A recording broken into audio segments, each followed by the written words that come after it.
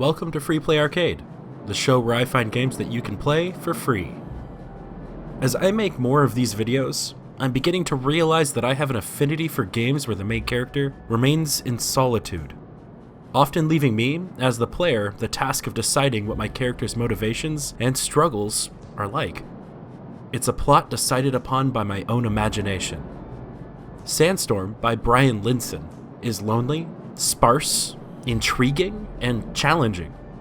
In order to simulate the experience of traveling through the desert in the middle of a sandstorm, the game rotates the world almost at random based on the character's movements. In Sandstorm, your character is being led through the desert by camel in order to reach Mount Distant. You get a compass, a timepiece, and something called a dragon emblem. The compass and timepiece function as you might expect them to, and are useful for traveling through the desert quickly.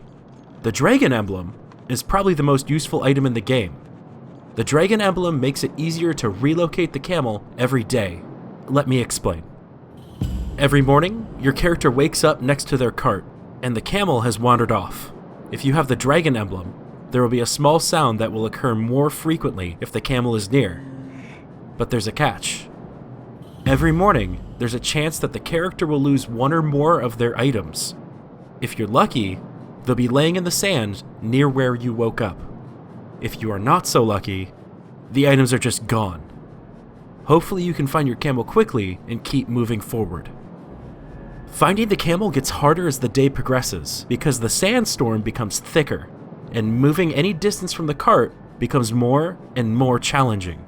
If the player is unable to find the camel before the end of the day, it's game over, and the character is left wandering the desert until, I would assume, they become part of it. As I mentioned at the beginning, the plot is sparse. The world is described through various journal entries that can be found strewn about the desert.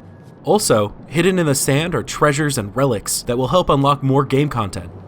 There seems to be several different animals that can be unlocked while playing the game.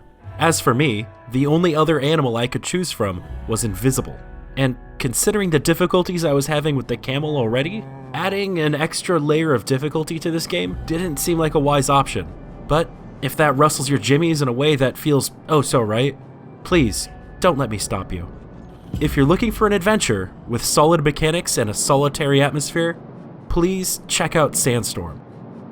As a closing statement, I never did make it to Mount Distant. I got really very close, but then at the end, I lost my camel. I think I may keep trying though. It would seem like a shame to almost make it, but then never actually cross the threshold.